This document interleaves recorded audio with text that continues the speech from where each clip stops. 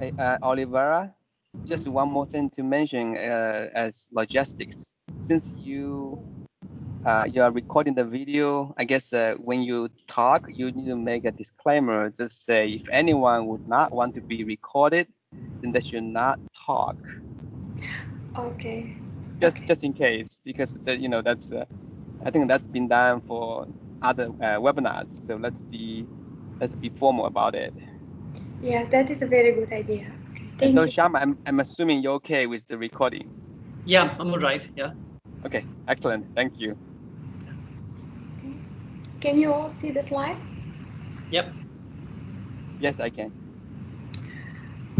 Okay, so officially, thank you everyone for attending to our first live webinars organized by the IEEE PES-CAMS committee.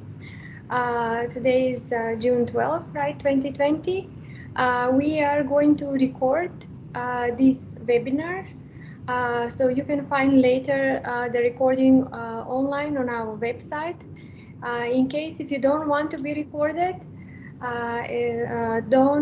please don't ask question by voice. You can type it if you want in the chat, and I'm going to read the question, but keep that in mind. Just a small introduction to our committee, Computing and Analytics Method. We are part of Analytical Methods Committee under IEEE Power and Energy Society.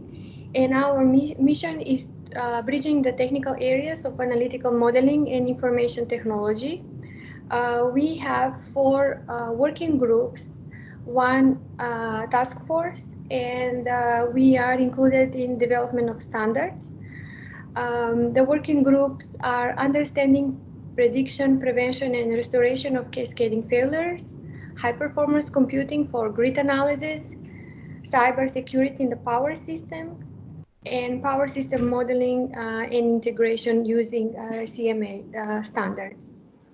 While the task force is new tools for the future of power systems, and the standard we are included is validation of software models. You can find more details for each of the working groups, for each of the involvements in our website. And if you're interested to be part of the subcommittee, if you think there is something that you want to contribute, please visit our website and reach to the committee members. With this, so today we are for opening our first speaker, invited keynote speaker for the webinar with the title Epistemology of Energy System Optimization. Our presenter is Dr. Tarun Sharma from the Chinese University of Hong Kong. So with this, I don't want to take any more time, and I will just open the floor for Dr. Tarun Sharma. I'm gonna start sharing my slides now, so he can share his. Yeah. Can you see the slides? Yes. Yeah. Hello, and a greeting today for everyone from wherever you're listening. I hope you're well and that the pandemic situation gets better soon. So I'm Tarun. I'm currently a postdoc at Hong Kong Institute of Asia Pacific Studies at the Chinese University of Hong Kong.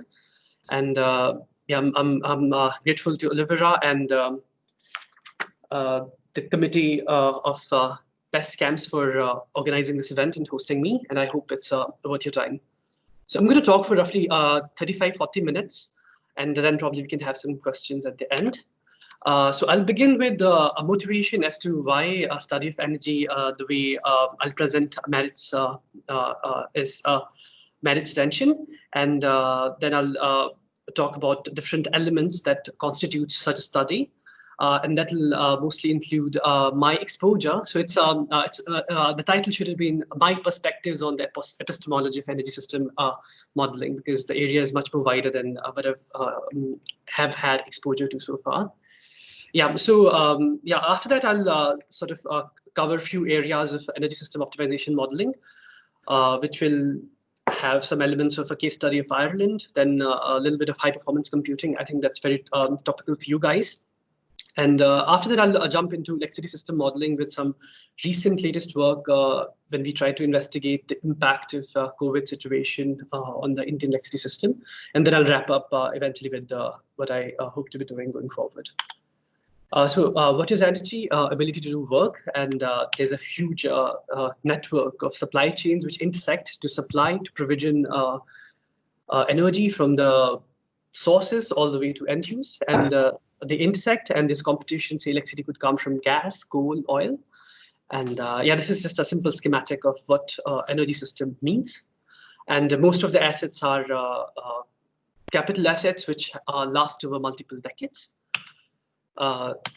So this is a global picture most of you would have seen already, but just some select regions of the world. So globally, what I mean when I say energy transition, so energy consumption has been increasing, yeah, and it's a remarkable extent of increase.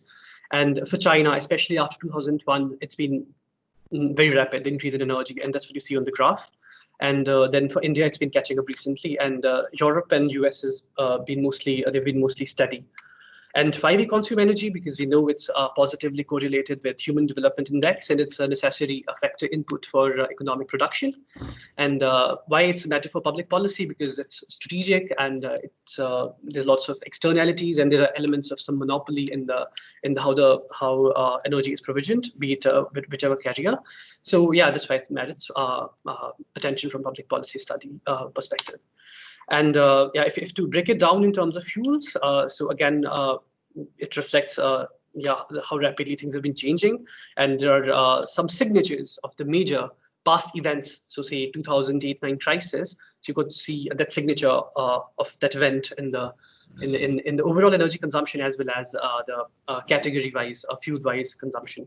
And yeah, there's lots of heterogeneity between how the composition varies across nations. So for US, gas has come only in recent decades, leading as a result of innovation in shale gas and fracturing and all those technologies.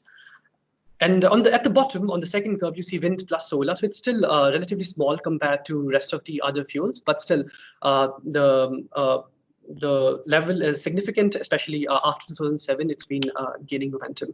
And why, as I mentioned, why energy and energy consumption merits as a matter of public policy concern. One of those factors was externalities, and that's what you see here. So I've sort of plotted the amount of CO2 emissions from the major regions, and on the right side is, of course, the per capita emissions. But so they're quite significant. So from the energy system, the figure is roughly 35 gigatons annually. So, and we know from climate models that I think roughly half a trillion gigatons correlate with 1 degree rise in temperature. And it's probabilistic, but that's roughly the correlation. And so at this rate, at the rate of, say, emitting 35 gigatons, we roughly have some 15 years left if we continue to emit at this rate. So that's why there's a lot of attention to the way we consume energy. And if the figures didn't pinpoint exactly to the, do not indicate the extent of different fuels. So the graph on the left, it shows how, what the incremental changes in fuel consumption has been. So this is just to emphasize that solar and wind are not negligible anymore. And yeah, we're currently seeing a contraction in fuel consumption, but there have been events in past as well, where there have been contraction in oil consumption, coal consumption, and gas consumption. So what all this means is, so like whatever this new fuel, solar and wind coming, so this is actually a fundamental transformation from the supply chain based management of these conventional fuels to the nature based fuels, which are intermittent, which are variable. So it's actually a fundamental disruption, because as I told you earlier, so like most of the assets in energy are say capital assets. They last for multiple decades. So sort of it's a fundamental disruption, and around that leads to lots of main themes and say what we characterize as energy transition now. So we say there's like climate change mitigation, deep decarbonization, mitigating all the carbon emissions, and that mostly means renewable integration. There's a lot more to it than that. Just renewable integration, as in a lot more than solar and wind. There's biofuels and other things, and then some other things that I've listed on the screen there for you. So there's carbon capture and a few other themes in energy transition. So the energy system schematic that I showed to you on the previous slide. So optimization modeling provides sort of a framework for us to get a handle on the problem, because it's a problem, the assets last multiple decades. So you want to get a grip on how to go about, say, if you want to talk about policy measures, or if you just want to say do some scenario analysis. So optimization modeling sort of seems to be the framework which sort of allows us to get a handle on it. And then there are like questions that we might want to ask about the energy system transition as to what the abatement cost curve is if you want to progressively reduce carbon emissions. And yeah, there's a sectoral coupling. If you electrify transport, what happens then? Is it optimal, suboptimal? And then requirements of storage and transmission, and assessment of flexibility. And the modeling workflow, typically as it is with any other data modeling exercise. So you have data, and then you have lots of processing needed because you're assimilating maybe information on demand, on supply, on technologies which could be, say, price information, emissions information, or say technical considerations related to ramps and startup costs and all those things. And then the results tend to be, again, processing them is in itself a task, and then making it visually appealing is yeah, another step. And when you do it, so you have to take decisions about spatial, technical, and temporal resolution. That's to ensure that it's tractable modeling. And as I mentioned, again, it's a fundamental transition. You're making decisions about assets which last multiple decades, but then the way they interact with each other is maybe at hourly level. So solar, wind availability, there's lots of the diurnal variation, seasonal, yearly variation, and whatnot. And yeah, just to say here about, so epistemology was in the title of the talk. So with any system of knowledge, so we ask how do we believe what is being, whatever is the suggestion that's coming out of it. So like this optimization modeling, we class it as prescriptive modeling. So as such, there's, and I'll contrast it with, say, what validation means in a machine learning kind of context. But so what we essentially do is we know some structural, theoretical, theoretical underlyings prevailing and information about the system. We model that through a set of equations, could be linear, convex, and all those. And then we sort of have a prescription for the model. And the way to know if it actually works or not is you actually try those things out in reality. And if you actually, if the benefits accrue, then that's sort of validation. But otherwise, the sense of validation is as you would have with, say, machine learning, which I'll just point out now. It doesn't apply here.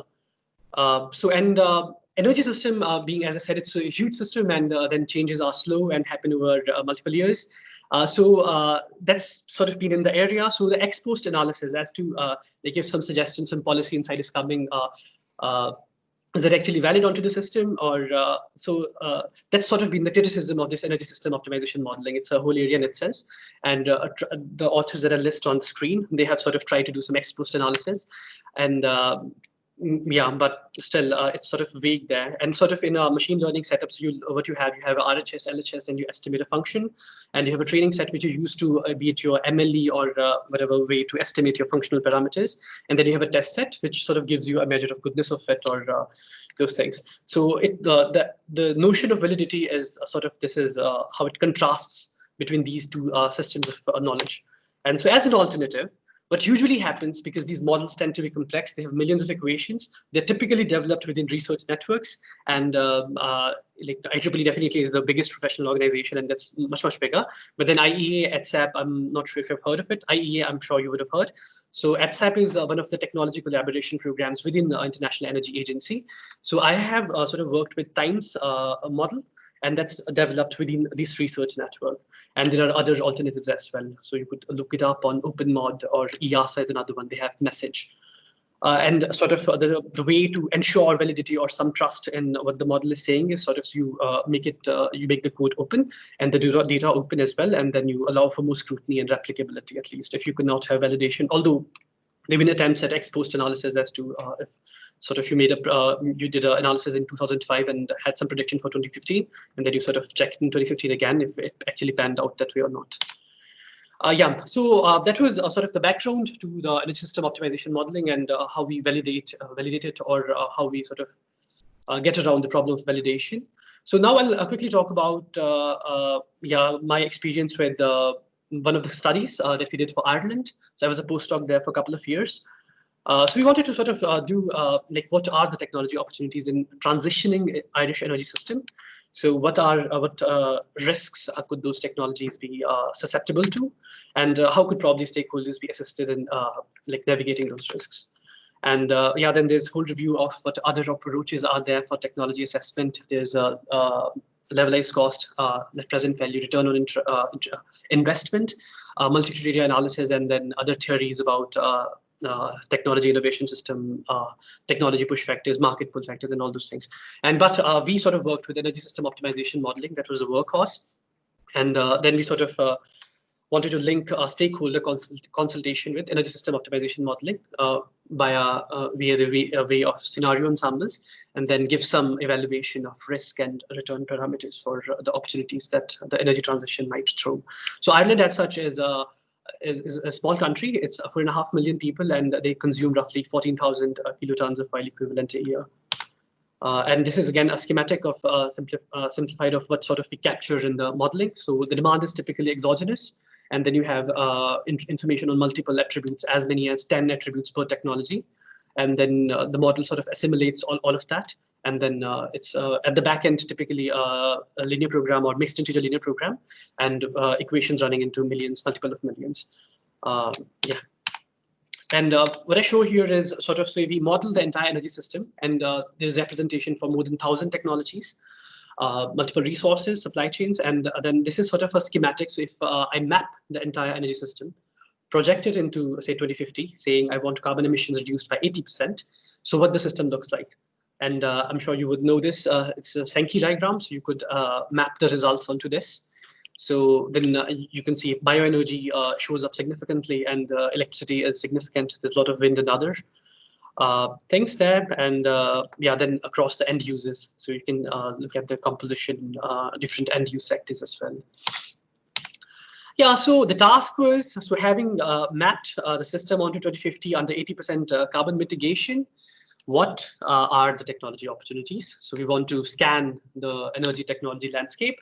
So this is what it looks like. So actually map, so it's a big network with lots of technologies. So all the yellow dots that you see, it's a network of technologies, are the technologies, and then they are connected in the topology, which looks something like this.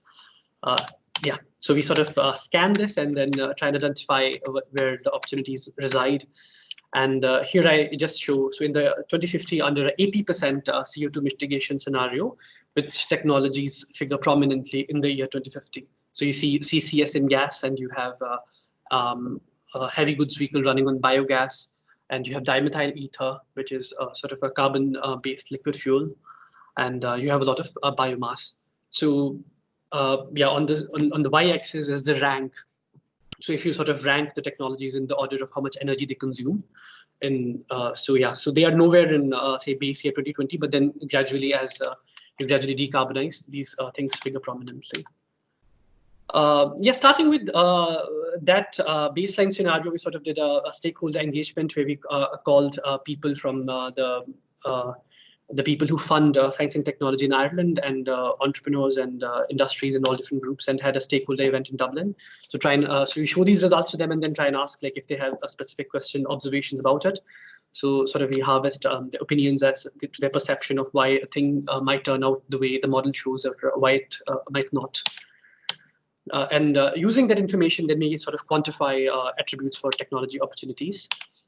So essentially, we ended up quantifying 62 technology opportunities on 6 attributes: market size, technology opportunity, and they were quantified in terms of the energy they consume in the base year 2015 and in the year 2050. I'm skipping over a lot of detail here, but then you can always look it up. It's a published paper, and the bibliography will be towards the end.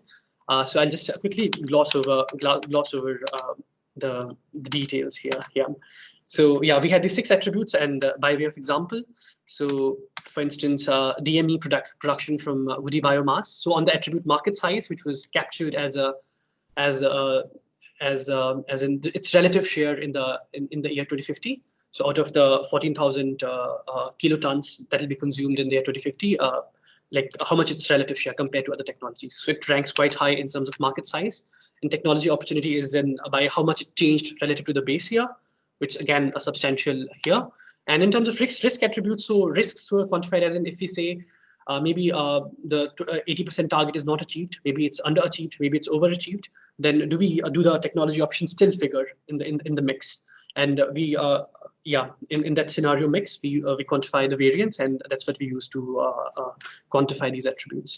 So yeah, here we have one profile of risk return for dimethyl production from woody biomass, and then we have biogas in residential sector for which the market size and the technology opportunity is not that prominent, but then it's very little exposed to risk, as in it's very likely that it's going to figure out in a decarbonized energy system going forward. And similarly for others, and we could do this for an entire set of 62 technologies. That's when, and secondly, I think this would be of interest to you. So from here on, I'm going to talk about whatever little exploration we did with high performance computing. So on the right-hand side, on the x-axis, you have number of variables, and on the y-axis is number of equations. So it's essentially the constraint matrix for these different energy system models. So I talked about so far, we had an energy system model for Ireland, but similarly, there are a lot of other. So like the tool is used in some like 70 countries or more, and it's on the right-hand side, the yellow block above it, it's written JRC times. That stands for a Joint Research Center of EU. So they also use similar models for policy advice. So that's their relative size. So Irish times is relatively small, but then you go to a bigger model which is bigger, and then how they stack up relative to each other.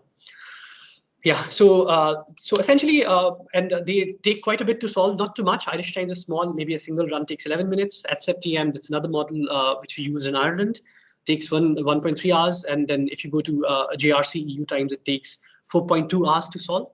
So the models are getting bigger. You always want to sort of account for more things, but then the solution times goes up. Moreover, uncertainty analysis is sort of the part of best practice when you use such models. But then again, to be able to do that, you need to run a lot of scenarios. So essentially, there are two things: the models getting bigger, the solution times increasing. Number two, you want to run a lot more of the model instances. So probably, we could explore high performance computing, where we aggregate computing power and to deliver better performance while solving larger problems. So what we had was essentially a simple observation. So we typically use, say, Cplex as the solver that we were using back then. I also use Gurobi, and like there are lots of them out there, LP-Solve, open source, and whatnot.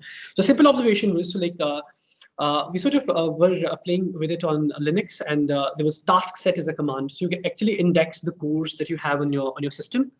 So you can actually select a subset of cores and then delegate your task to those number of cores. So with that, we just playing around with it, and then we saw this sort of performance benchmark. So if you sequentially increase the number of cores that you allow Cplex to solve for a particular model, this is the improvement in time that you get. So you sort of see, so it's increasing initially a bit steep, at least for the GRC EU times, but then tends to plateau out after a bit. So having had this observation that this is the behavior that we see with a single model instance with increasing number of cores with Cplex, we didn't do CUDA, we didn't do any of those things. It's just this simple observation which we sort of built on, and I'll show what we actually ended up doing. So we probably thought there's a better way of using the number of nodes if this is the solver performance, and that sort of led us to explore further. Forking, I think you use a simple command on Linux, where you could sort of run tasks parallelly.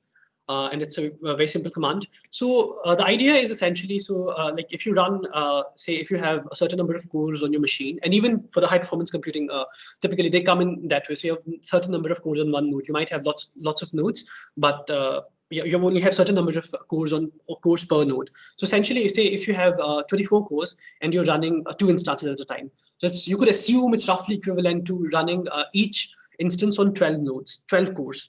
And so on. So if you run, say, 3, so the number of cores available per instance reduces accordingly.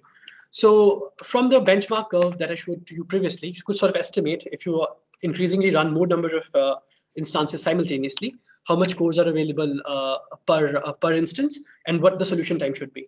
But then we actually experimented, and then there's some interaction effect. So if you're running more than one instance simultaneously on a single node, then there's some interaction effect. The number tend to be slightly higher. So the idea is essentially say so if you just simply do some rearrangement, you have certain number of instances so number of instances per node would be equal to number of total instances and the number of nodes that you have. And if you're doing forking, which I say by F, then the number of instances per queue is number of instances per node divided by the extent of forking. And so essentially, it's just a simple rearrangement, and you can look it up again. It's published in the paper, and you could see the paper and look at the slides later. So this is the relation that you get. The total solution time is sort of the solution time per instance for that extent of forking. The total number of instances that you had divided by the extent of forking and the number of total nodes. So it's quite straightforward. So yeah, what we did, we ported 3 widely used models, which are used, say, in Ireland or say in Europe for policymaking, to HPC, and we had observed some reduction in solution time with increasing cores. So that's why we looked around if anybody else has reported it or done something with it. Nobody had. We just went ahead and then toyed with forking. So and then characterized this forking for job scheduling. So essentially, say at 24 hours, if you were just running without forking, you would have solved maybe 30 odd scenarios. But if you did optimal amount of forking, which you sort of could do if you did the exercise that we did with 3, you could if you forked three instances, you're running 3 queues per node. Then maybe you would have solved in 24 hours 80 instances. And if you pan it up, say if you want to solve 500 scenarios, you could have saved roughly 100 hours. And again, there are lots of assumptions, as in what if you're, especially if you're running uncertainty analysis, it so happens if you're tuning a parameter, one instance might take significantly higher time compared to other instance. So in that case, it might not be valid. At all. So it's valid if your multiple instances are probably going to solve in a similar amount of time. So yeah, this could be done. So again, the conclusion, it's useful for energy system optimization modeling in the manner we used it. And that models are becoming bigger, and you need to run a lot of instances for uncertainty sensitivity analysis. So yeah, so that was that bit. So that's the end of that bit. And now quickly, it's again, we did an internal, we sort of wanted, so Times currently is written in GAMS. So the source code is available openly. They did that recently, but GAMS as such is not, GAMS I think as such is not for bigger models. I personally was sort of, I wanted to explore Julia and JUMP. So JUMP is the algebraic platform on top of Julia, which allows for optimization modeling. So we sort of wanted to see if it could be ported. So we did a small project. So the report and the slides, I think, are available at the IEEE website. So yeah, Julia JUMP proved to be quite promising. And it's sort of an algebraic language embedded within a regular language. So it's very useful for pre-processing, because you need to do lots of transformations on your input data, assumption and whatnot. And similarly for the output processing as well. So yeah, it's personally, yeah, I sort of have stuck to JUMP ever since. Yeah. From here on, I'll now jump into electricity system. So the energy system models, typically they have a lot of detail in terms of technologies, and they project over multiple decades. But then the amount of, say, detail in time, it's not that well captured, as in the solar variation or wind variation. That's not that well captured for obvious reasons. But then it sort of provides us the boundaries for subsistence, and that's so it provides us the extent of electrification that we could see probably in the year 2050, electrification of transport and whatnot. And then taking that information from there, we could probably expand in the electricity system modeling, which probably you guys know more than I do. And now I'll talk about India for next few slides. The electricity system, India. That's the next few slides. Yeah, again, the emissions slide, emissions picture from the first slide. So that's the total emissions coming out from different countries, and it's a quite significant amount. And what is typically one of the consistent finding, and that's actually what's been observed historically as well. So in the decarbonized scenario, we observe a lot of electrification happening. And in fact, over the past few years, electricity is very versatile compared to other energy carriers. So that's what we see, say, for instance, China and Africa. the relative share of electricity in the entire energy system has been increasing. And going forward, we expect to see more of that. So yeah, electricity is interesting to study.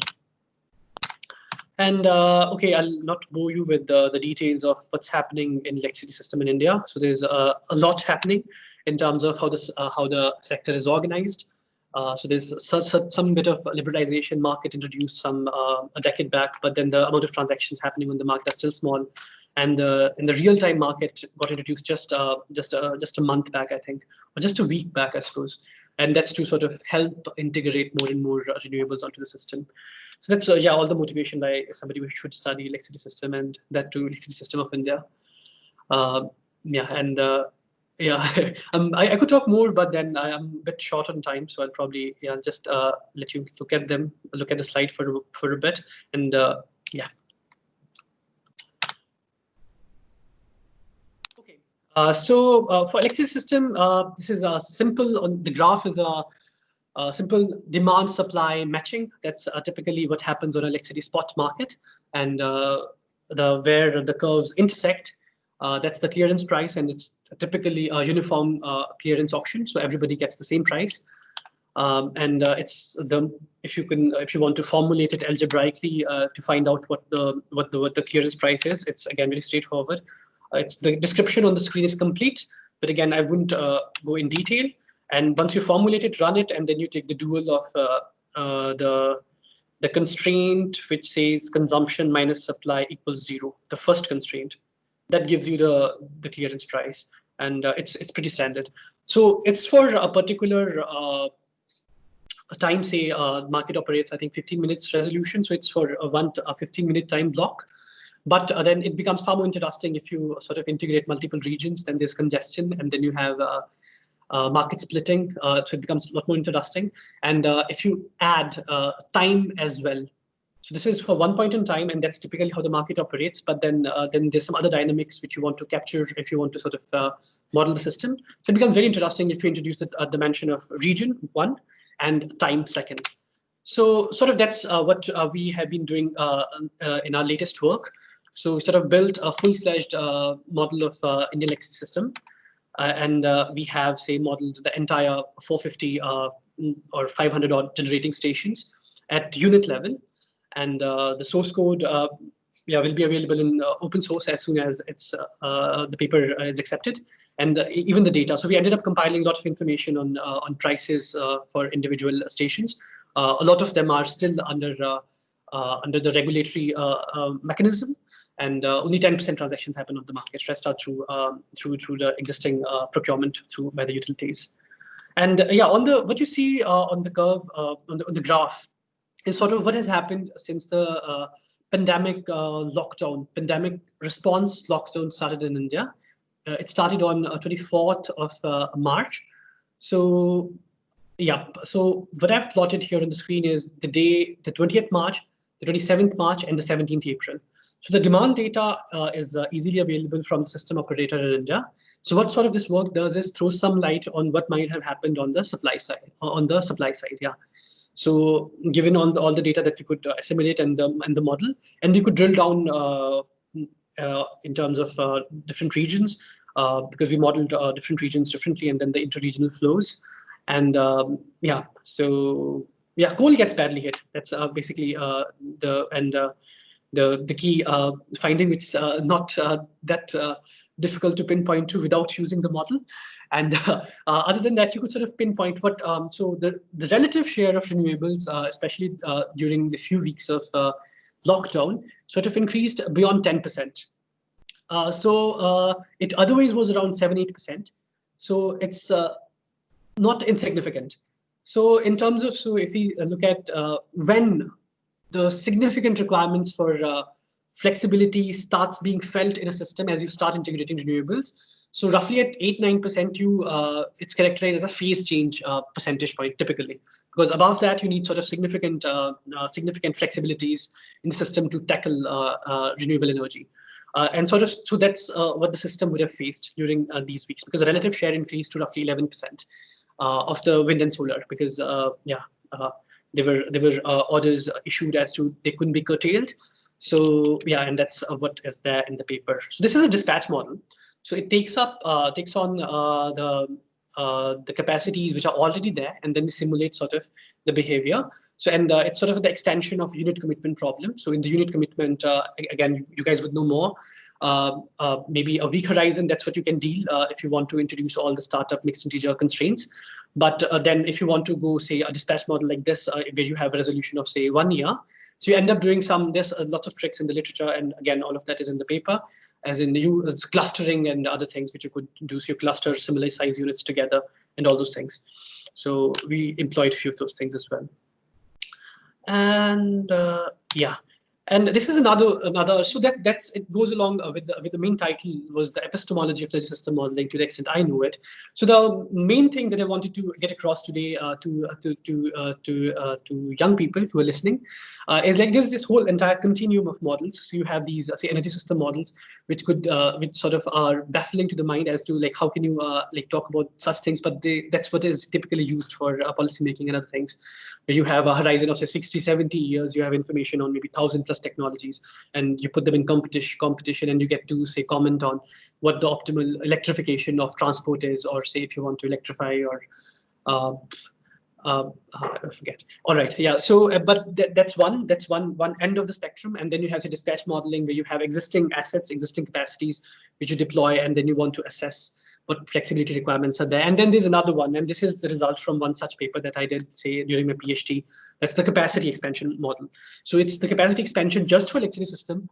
And here sort of we sort of were able to quantify. So going out to 2032, so India has targets of say 40% of capacity to be coming from solar and wind. So what that might mean for the complementary portfolio. So again, this work was done in 2015-16, and we didn't account for batteries in this scenario that's presented to you here. So essentially what we see like going forward, your solar and wind in absence of battery is not going to replace your conventional capacity, because you're anyhow going to need the conventional capacity, which sort of leads us into there's this well-known problem of missing money. So going purely by the market, even if your generation asset is being used for say 100 hours or 1,000 hours in one complete year, still the market should compensate it well enough to for it to recover all its whatever it needs to recover to service it payments and whatnot. But then it doesn't actually happen in the market, and then you end up with the problem of insufficient capacity being out there. So the system adequacy or the reliability gets compromised, as I think has happened in past in California. So yeah, so we could point to that as well, and you could sort of account for that. So I think I'm at 35 minutes now. I'll stop here, and then probably take some questions. So these are the things I hope to be doing. If I continue to be in the research career. So energy system optimization modeling, mostly ex post validation, which we need, as I told earlier, for any system of knowledge. So you sort of ask this question: what's the validity? How do we believe you are? So yeah, more of that needs to happen. And sector coupling, it's very, very exciting as to then the charging patterns of maybe if you electrify your transport, then that helps you assimilate more wind or solar or not. And then there's carbon capture utilization. So you want to deploy that for your coal assets. But what happens if you end up running your coal capacity only for say at 40 or 50%, like the economics of CCUS, it gets affected negatively as well. So that's another problem that we're actually dealing with these days. So yeah, I'll stop there. Thank you. I'll stop sharing my slides. Yeah, maybe, yes. Thank you so much, Dr. Tarun Sharma. I'm gonna open the floor for any questions from the participants. Hello. Yes. Yes, I have one question to Tarun Sharma, sir. Sir, what is the best platform to simulate any large system? Let us say we are trying to simulate a grid in India. So what is the best platform we can use? Is there any approach like that? Yeah, thank you first of all for your question. I really appreciate if you could identify yourself as to like if you're a student or if you, yeah. Sorry for that. Myself, Hitu Anand. I'm a research scholar in Anna University, Chennai, India. Excellent. Excellent. I am researching on the area of smart grid. Okay. I have, yeah. Please carry Thank on. you. Thank you for your question. So, like, if you're planning to do, say, a pan-India grid kind of thing with sort of a very big system, with say 450 stations and then some interconnections. So, like, you could look at our work that we are putting out. So the code is going to be available in open source.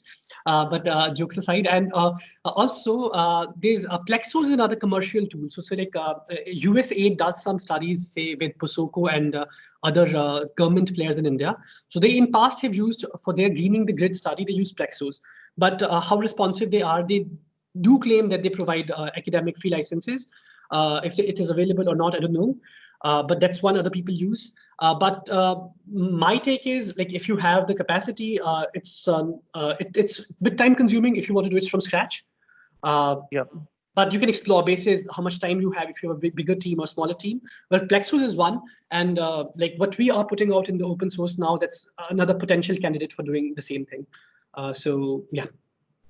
Can you please repeat that Plex? I didn't get that. Plexo. Yeah, Plexos is one which I'm aware of. It's a commercial tool.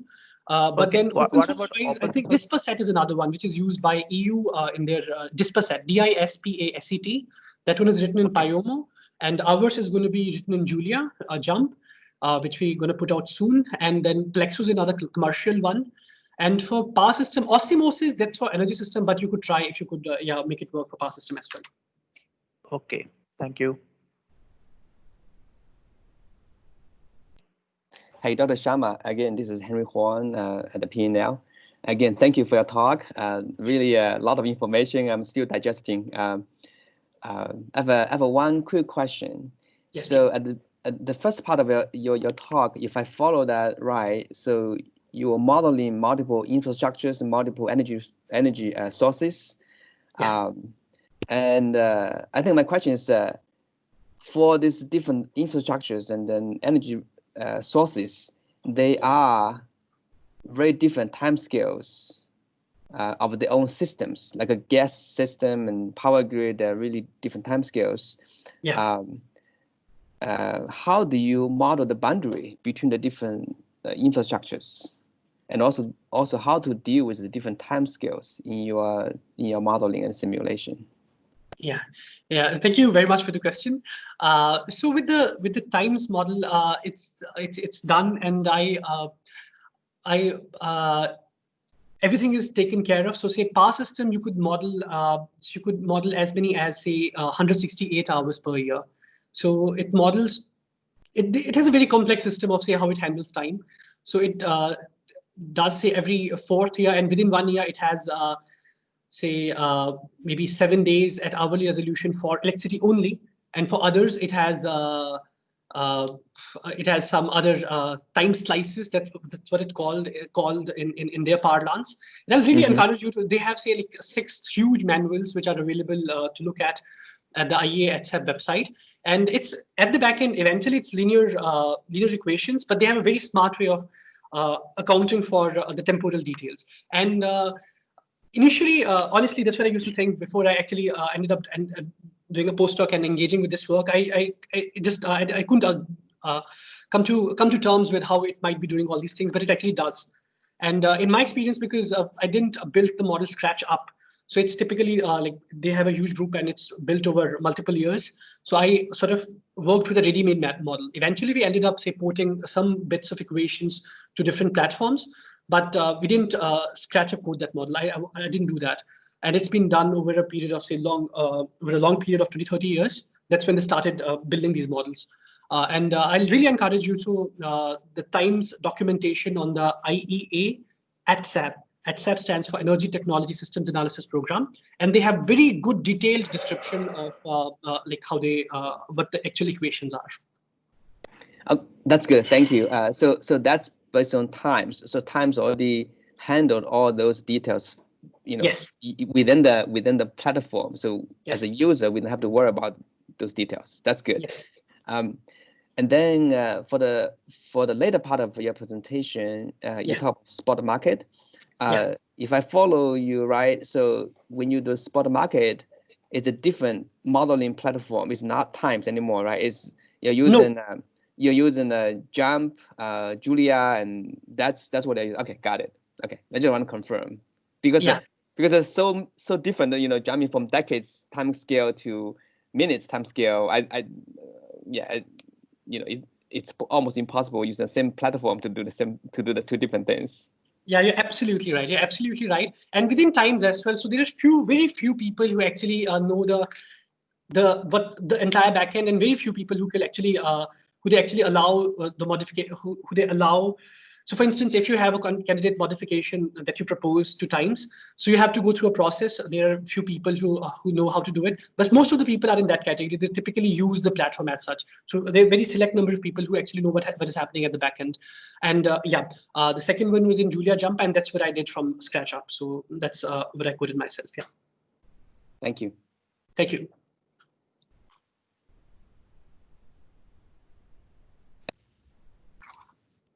Anyone else has a question?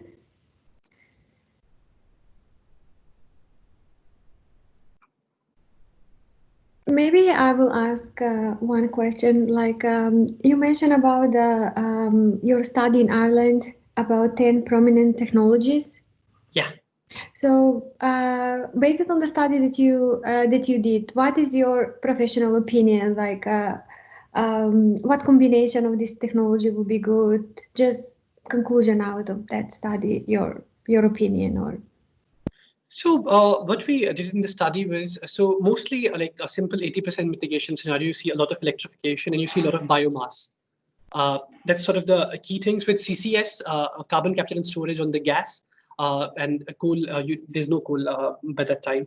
So that's the main, say, an aggregate basis. And in terms of, say, individual technologies, they lie in, say, if you want to make biofuels, or if you want to have, say, your power plants run on bio-based fuels. So that's the main. But what the work actually did was to say what happens, say, if you decarbonize up to 60%, what happens if CCS is not available? So which options still stay resilient or not? So that's sort of what we quantified. But mostly that's what we see in high decarbonization scenarios. So you see a lot of electrification happening, and a lot of electricity coming from solar, wind, and simultaneously a lot of bioenergy, especially in the industrial sectors which are difficult to decarbonize. So yeah, that'll be the 2-3 aggregate observations. And in terms of technologies, they're a lot more detailed, which lie in these broad sectors. And as part of that work, so we sort of quantified, say, if one of the things, say, if the decarbonization happens to maybe 60% extent, so does this technology still appear in the solution? And what happens if CCS is not available? So things like that. Yeah. Okay, thank you. Anyone else has a question?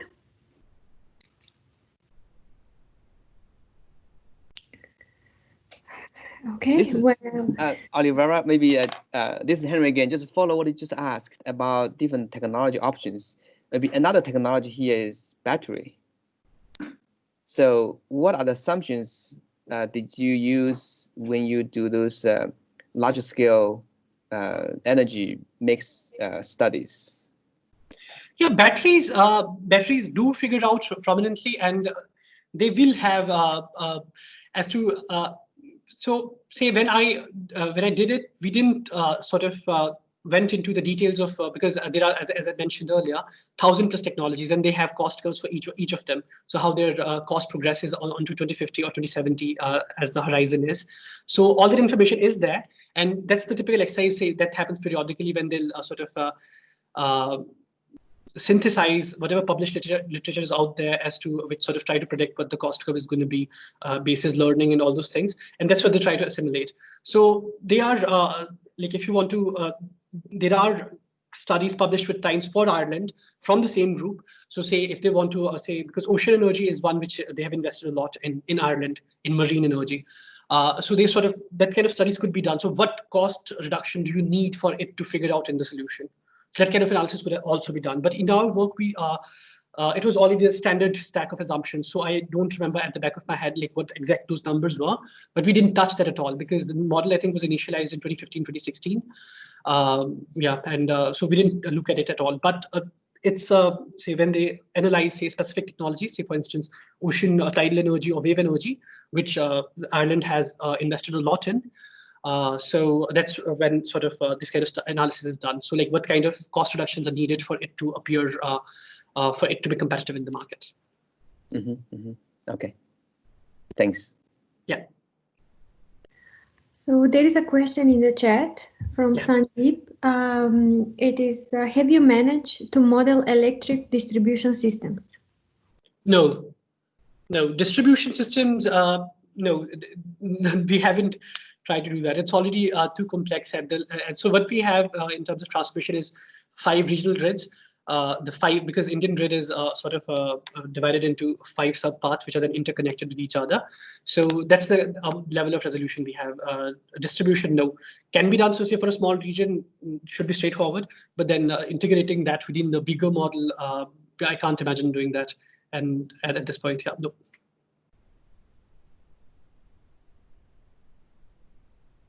Okay, thank you. You have a thank you from Sandeep.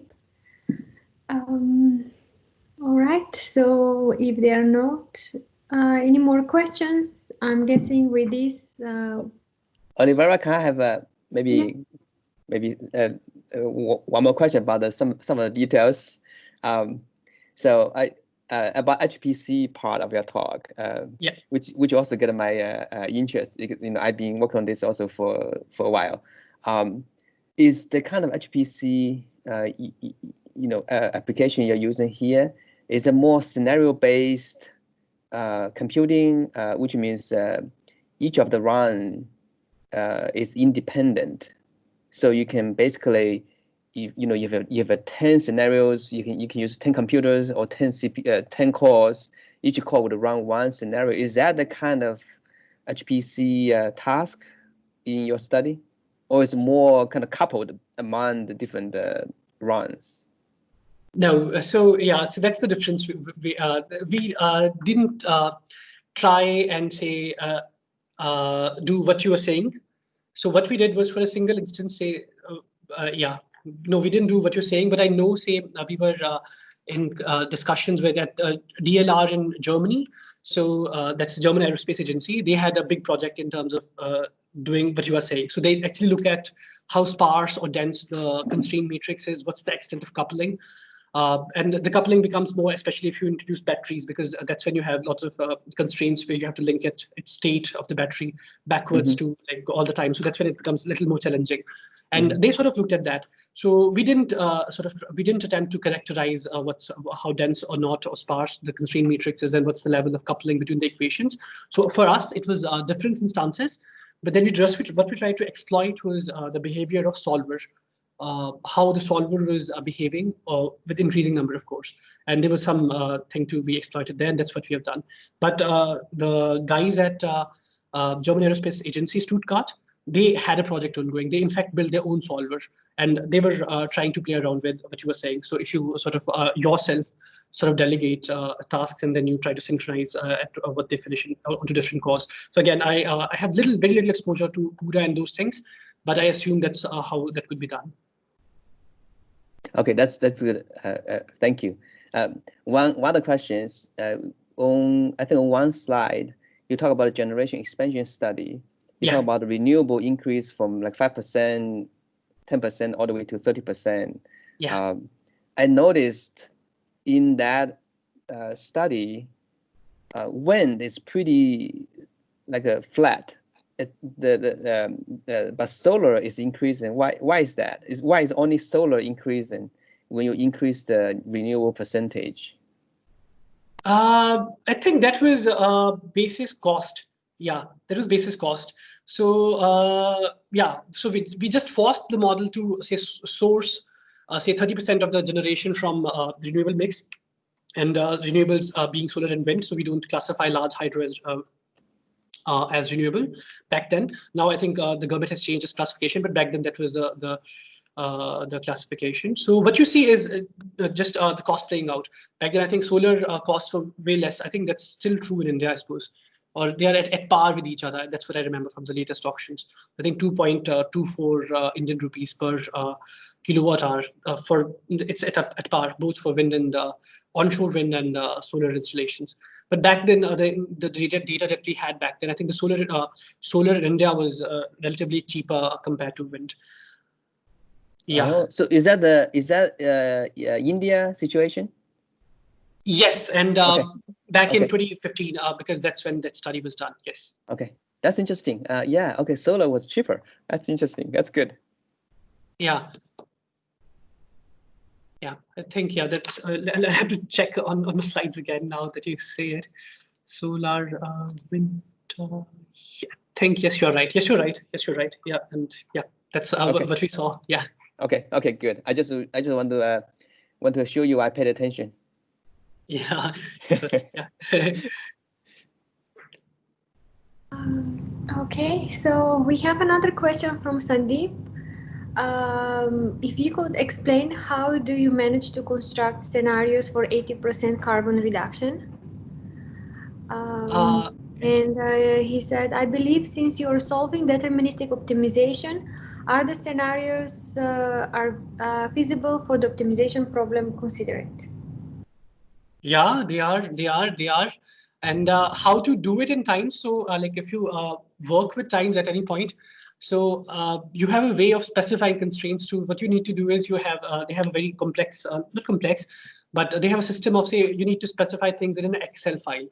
So, and they have, so it's not complicated at all. So if you want to specify, say, a 80% constraint, and you also want to sort of put an envelope, as in it's at this level by this year, so you could specify it in lots of ways. You could say the entire carbon budget from here to 2050, or you could put yearly milestones. So say by this year, the aggregate emission should be this much. So, and yeah, it's an Excel file. That's how you specify if that answers. And as to the feasibility, so it comes feasible. In Irish times, it would come feasible. It did come feasible. 80% did come feasible, but the mitigation cost definitely it goes way up. So I think after 70, 80%, it really the marginal abatement curve, it's sort of upward sloping, but after 60, 70%, as you go beyond that, it becomes really, really steep. And I think the most hardest part, as we know, I think in industry, say in some industrial sectors where you need high temperature heat and those things, which are very, very difficult to decarbonize. You do not have alternatives. So, but it was feasible. Yes, it was.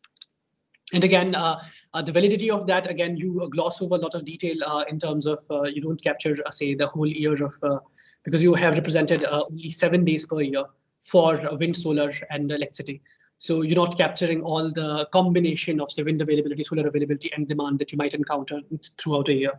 So that's sort of and that's how it was done in the group.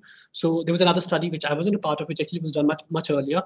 So they use this multimodal approaches. So they use output from one model and then use it in the electricity system dispatch model, and then try and see if it's actually feasible or not.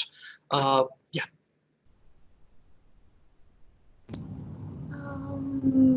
Okay.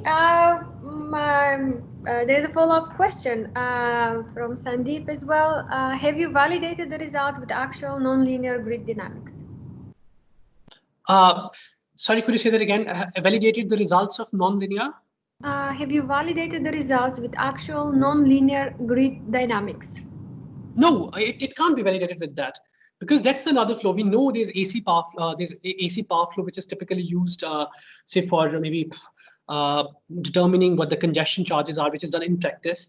But then if you want to, because those equations are non-linear, which you can't solve for such a big system. But then there's still, that's also not definitive. So there's still a lot of arbitrariness in the AC load flow as well. For such a big system. So in DC load flow, there's actually papers that I can send to you. So where they sort of try to approximate AC load flow with DC load flow.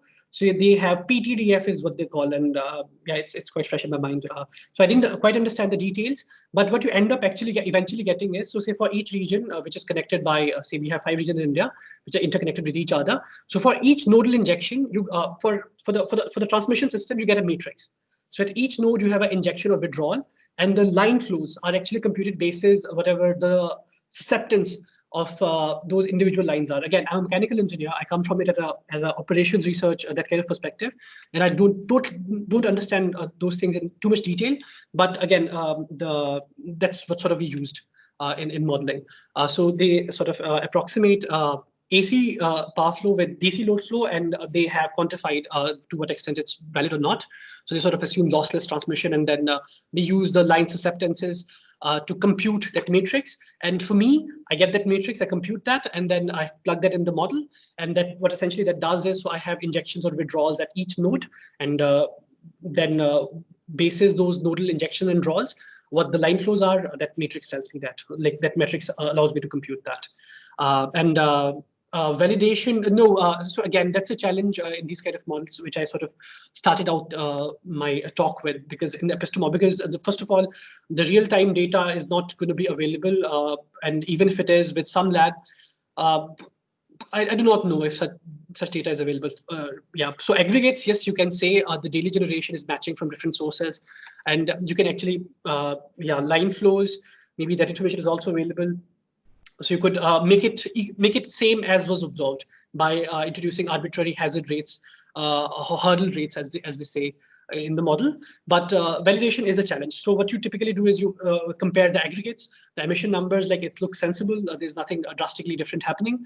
But then exactly replicating the system, I'm not aware if it's done or can be done. Thanks.